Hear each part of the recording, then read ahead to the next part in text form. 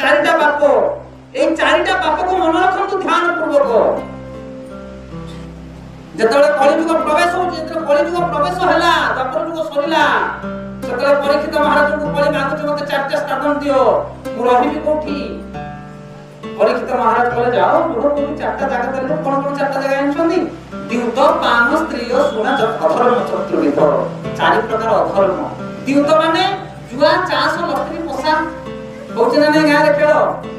ମଠ, ମନ୍ଦିର, ଚଉରା ସବୁ ଭଲ ଭଲ ଜାଗାରେ ଖାଲି ଚାଷ ବାଡିଆ ହବ, କାରଣ ଏ ପୁରା କଳିର କାମ।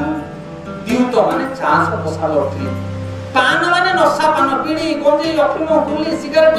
କିଏ ନ ଖାଉଛି କହିବଟି? କିଏ ନ ଖାଉଛି? ନଶା ନଶା ନ ଖାଇବା ଲୋକ ଗୋଟିଏରେ ଗୋଟିଏ। ସେଥିପାଇଁ ଯୋଉଠି ନଶା ପାନ ହବ ସେଠି କଳି ରହିବ। କଣ ବୁଝିପାରୁଛନ୍ତି? ପାପ କଣ? ଦ୍ୟୁତ, ପାନ। ପାନ ମାନେ ନଶା ପାନ। ବୈଷ୍ଣବ କୌଣସି ନଶା ଖାଏନି, ଏମିତି ଚା କଫି ମଧ୍ୟ ପିଅନ୍ତିନି। ଆପଣ କହିଲେ ଆମେ ସଭ୍ୟ। କି ସଭ୍ୟ? କି ସଭ୍ୟ? ପଶୁମାନେ ବି ନଶା ପାନ କରନ୍ତିନି, ଆଉ ତୁମେ ତ ଭଦ୍ରହୀନ ନଶା ପାନ କରୁଛ। କି ଭଦ୍ରତା ଅଛି? ସେଥିପାଇଁ ଶାସ୍ତ୍ର ପଢିଲେ ତୁମେ ନିଜକୁ ଜାଣିପାରିବ ଆମେ କେତେ ମହାନ। ଦ୍ୟୁତ, ପାନ, ସ୍ତ୍ରୀ। ସ୍ତ୍ରୀ ମାନେ ବ୍ୟଭିଚାର। ଆଜି ସମାଜରେ କମନ ହେଇଗଲାଣି ସେଇଟା। ଗୋଟେ ନାରୀ ପ୍ରତି ଅନ୍ୟ ନାରୀ ପ୍ରତି ଦୃଷ୍ଟି ନିକ୍ଷେପ କରିବା, ନାରୀ ମାନେ ପୁରୁଷ ପ୍ରତି ଦୃଷ୍ଟି ନିକ୍ଷେପ କରିବା। ସେଥିପାଇଁ ବ୍ୟଭିଚାର ଠାରୁ ଦୂରରେ ରହିବା ଦରକାର, ସେ ମହାପାପ। ଦ୍ୟୁତ, ପାନ, ସ୍ତ୍ରୀ। ଶୂନ ମାନେ ପଶୁ ହତ୍ୟା। ପଶୁ ହତ୍ୟା ଇଏ ଘୋର ପାପ। ପଶୁ ହତ୍ୟା କରିବେ ନାହିଁ, ବ୍ୟଭିଚାର କରିବେ ନାହିଁ, ନଶା ପାନ କରିବେ ନାହିଁ, ଜୁଆ, ଚାଷ, ଲଟେରୀ, ପଶା ଖେଳିବେ ନାହିଁ। ଏଇଟା ହଉଛି ବଡ ଧର୍ମ। ଏଇ ଚାରିଟାକୁ ଆପଣ ଛାଡିବା ପାଇଁ ଚେଷ୍ଟା କରନ୍ତୁ, ଆପଣଙ୍କୁ କଳି ଛୁଇଁ ପାରିବ ନାହିଁ, ଆମେ ଗ୍ୟାରେଣ୍ଟି କରୁଛୁ। ଆଉ ଏଇ ଚାରିଟା ଯୋଉଠି ରହିବ, କଳି ସେଠି ମାଟି ବସିକି ରହିବ।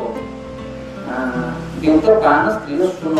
ଶୂନ ମାନେ ପଶୁ ହତ୍ୟା। ଆପଣ କହିବେ କାଇଁ ଆମେ ତ ପଶୁ ହତ୍ୟା କରୁନୁ, ଆମେ କୁକୁଡ଼ା ଛେଳି ମରୁନୁ, ମୁଡ଼ିଆ ବାଲା ମରୁଛି, ଆମେ ଖାଲି ପୋଲ୍ଟ୍ରି ଆଣି ଖାଉଛୁ। ଯିଏ ପଶୁ ହତ୍ୟା କରିବ 5 ଜଣଙ୍କୁ ସମାନ ଦୋଷ ଲାଗେ। ଯିଏ ପାଳନ କରେ ହରିଗଲ, ଯିଏ କିଣିକି ଆଣେ, ଯିଏ ଆଣେ, ଯିଏ ରୋଷେଇ କରେ, ଯିଏ ଖାଏ। ବୁଝିପାରୁଛନ୍ତି ନାଇଁ? ରୋଷେଇ କରିବା ବାଲାକୁ ମଧ୍ୟ ପରସେଣ୍ଟ ମିଳିବ, ସମସ୍ତଙ୍କୁ ଭାଗ ବାଟିକି। ସେଥିପାଇଁ ଆମେ ସମସ୍ତେ ପାପ କରୁଛେ, କରୁଛେ କି ନାହିଁ? ପାପ ସୁଖ ପାଇଲେ ପାପ କରୁଛେ, କିନ୍ତୁ ବିପରୀତ ଭାବେ